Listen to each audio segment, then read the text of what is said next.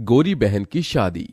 विद्या बेटी, ये ले, ये साड़ी पहनकर तैयार हो जा। ये बादामी रंग तेरे गोरे रंग पे खूब खिलेगा।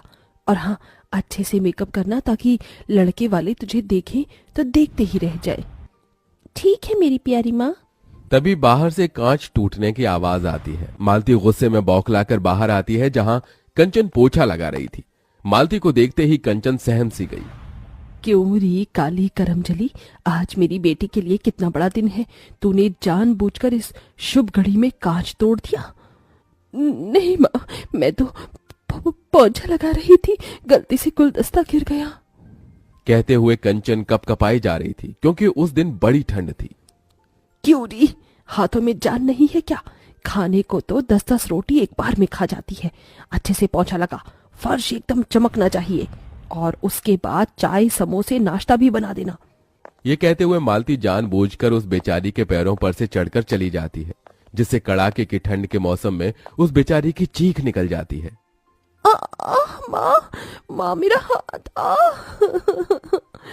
कंचन के साथ ऐसा जुल्म होता देखकर बिछौने पर लकवे में पड़े वासुदेव की आंखों से टप टप आंसू चूने लगते हैं।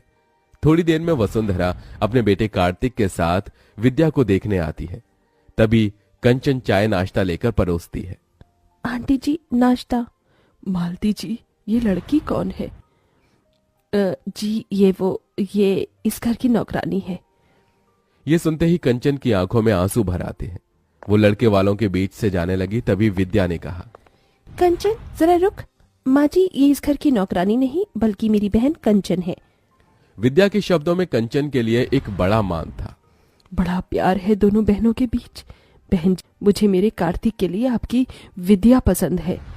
तभी कंचन को उसके काले रंग के लिए नीचे दिखाते हुए मालती ने इतरा कर कहा, पसंद तो आनी ही थी वसुंधरा जी। मेरी विद्या किसी होर से कम थोड़ी है।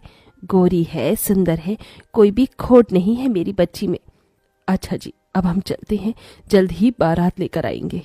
वसुंधरा के जाने के बाद मालती कंचन पर आग बबूला होकर बोली, क्यों री काली कलोटन, तुझे कहा था ना कि अपने बदसूरत मुंह पर घूंघट ओढ़ कर बाहर आने को। अगर तेरी वजह से आज मेरी गोरी बेटी का रिश्ता कट जाता तो तेरी तो शादी हो नहीं रही। कम से कम अपनी बहन का तो घर बस जाने दे। अपनी सौतेली माँ मालती का दिया गया ताना कांटों की तरह कंचन के मन पर जा लगा। माँ, क्या मिलता है तुम्हें इस बेचारी का दिल दुखाकर? तू चुप कर विद्या, भूल मत, ये तेरी सौतेली बहन है। ये कभी तेरी खुशियां नहीं चाहेगी बल्कि तेरा बुरा चाहेगी। एक दिन तू बड़ा पछताएगी विद्या। ये कहकर मालती वहां से चली गई और कंचन फूट फूट कर रो पड़ी। विद्या, क्या मैं इतनी बुरी हूं कि अपनी बहन की शादी तोड़वा दूंगी?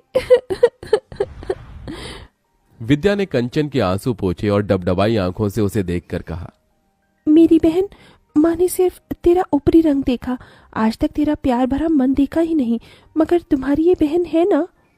भले ही विद्या और कंचन सौतेली बहन थीं, मगर दोनों के बीच सगी बहनों से बढ़कर प्यार था।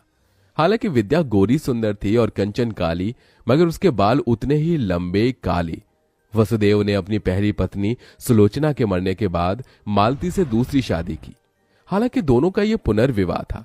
मालती अपनी बेटी विद्या को साथ लेकर आई।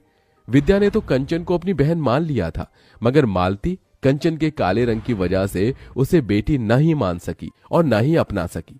यह भेदभाव वसुदेव से देखा नहीं गया और वो सदमे में चले गई। हालांकि मालती ने कंचन को गरीब घर में ब्याहने के लिए बहुत से ऐसे रिश्ते देखे, मगर उसके काले रंग के चलते वो भी रिश्ते वाले उसे ठुकरा गए। क्योंकि कहते हैं ना, नियति का तय हुआ कोई नहीं टाल सका।